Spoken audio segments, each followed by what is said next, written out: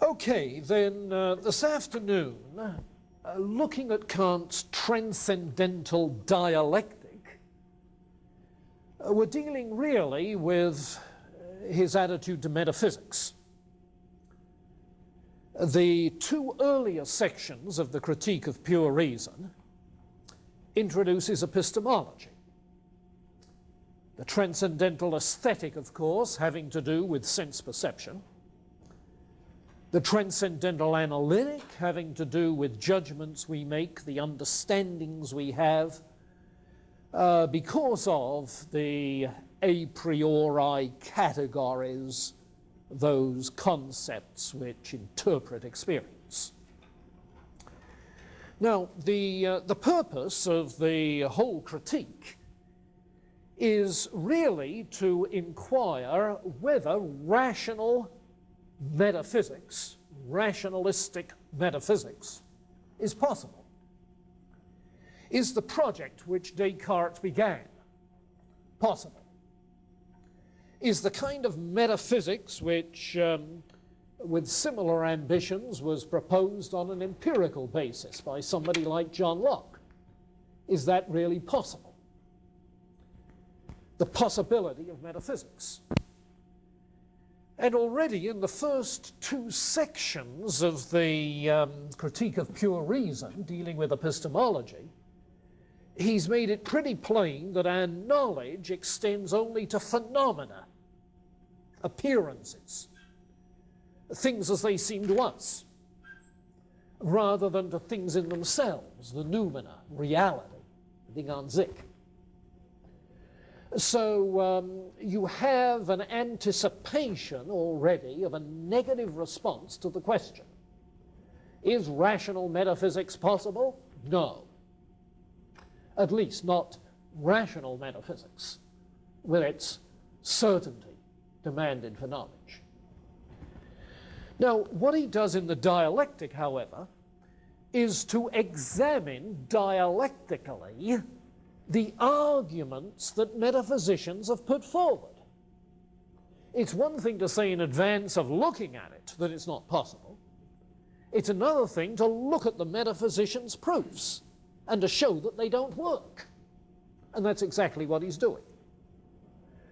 So that the transcendental dialectic is his attempt to analyze arguments concerning the mind, the physical cosmos, and God, and to show that by virtue of their inevitable use of a priori concepts that don't apply as far as we know to reality, the proofs themselves don't give us any knowledge of reality.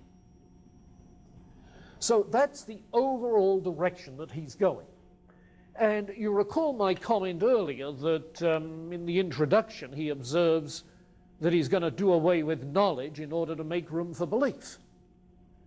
So he does that in the dialectic, and then he gets to talking about belief at the end. We don't have metaphysical knowledge, but we may have all sorts of metaphysical beliefs. And it's that knowledge-belief distinction which is crucial for Kant, as it is, of course, for David Hume. Okay? So if your mind goes back to Plato's divided line, you see the Enlightenment has been pressing the whole area of human knowledge with certainty, and finding that not possible, retreating to the level of belief. But it still becomes important, as it was for Plato, to distinguish between beliefs that seem to be justifiable and, on the other hand, what is fiction, mere imagination, illusion. And Hume has already made that distinction for himself. Kant obviously is going to have to. So, the dialectic with its three parts. Now, in each case, what he's trying to do is to point up logical problems, and he labels the problem in the case of mind, arguments for the existence of mind. He labels the problem paralogisms. Now, a paralogism is a step that goes beyond logic. Beyond logic. In other words, the arguments fail because the conclusion goes beyond what can be proven logically, beyond what the premises require. Paralogisms. When we come to the cosmology section, he talks of antinomies. And an antinomy occurs when the argument for a thesis and the argument against the thesis can both be given. You can prove both A and non-A. Ouch. What are you going to do then? Now, in that case, again, you have something which violates the laws of logic. It's against nomos, law. What's against laws of logic? Well, the law of logic is the law of excluded middle, A or non-A. But now you've got both, A and non-A. You see, so an antinomy is against the law of logic. In the case of the arguments for the existence of God, he doesn't give a name to the kind of fallacy involved. He does say that what the arguments come up with is an ideal for human thought. He's free to say it's an ideal that the human mind seeks and wants and needs to round out and unify our understanding of things. But it's an ideal which in the end is not proven, though it may be postulated. To be postulated, to postulate something, is of course to propose it, to set it forth, to posit it, rather than to prove it. So in all three cases, the same result occurs, namely that the theses are unproven. Okay. Now, let's start with the rational psychology, the paralogisms there.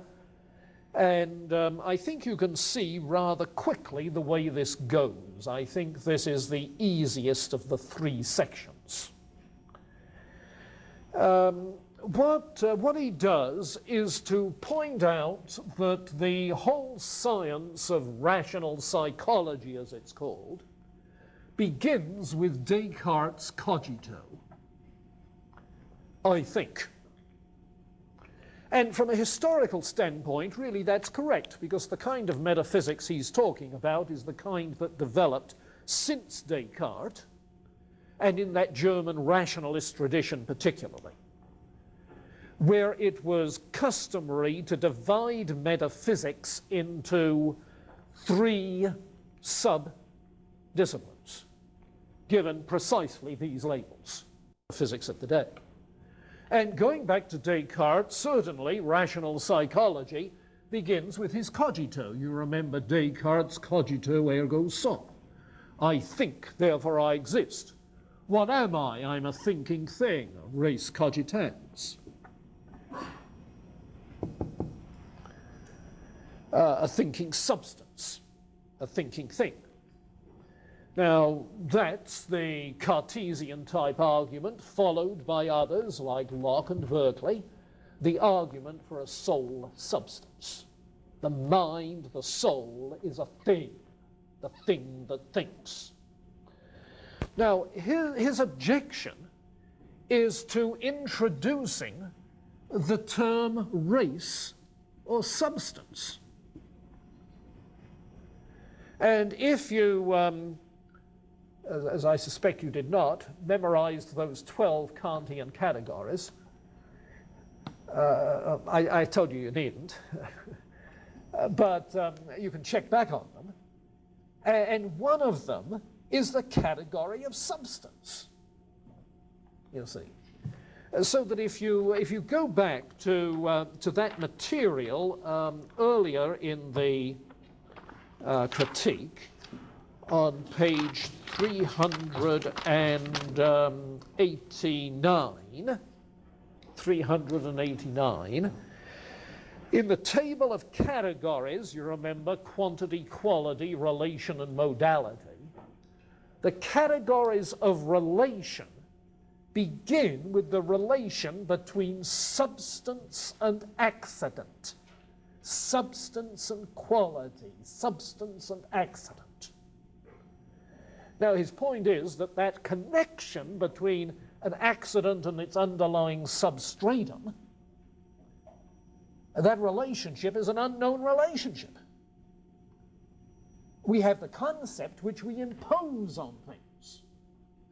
So what's happening in this cogito ergo sum argument? It's fine as far as the sum is concerned, I am. But as soon as you introduce the race, you are adding to what is known directly. You're adding the notion of a substance. Now, cogito, all right, that's the property, the quality, the attribute.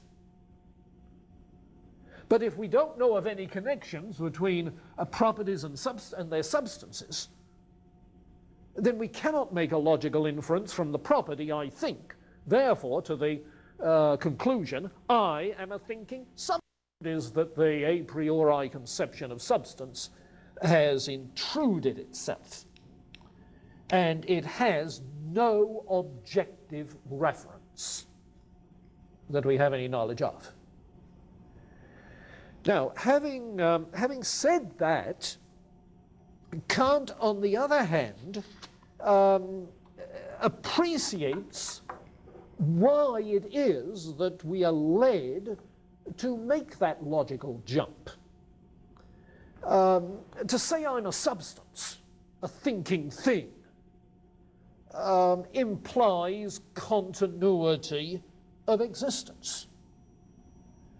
So it's a vehicle whereby I affirm that the I who think now and the I who thought back then when I remember I'm thinking. And it's the I that will be thinking tomorrow when I think about having thought this today. So that the intrusion of the concept of substance is not a bad thing.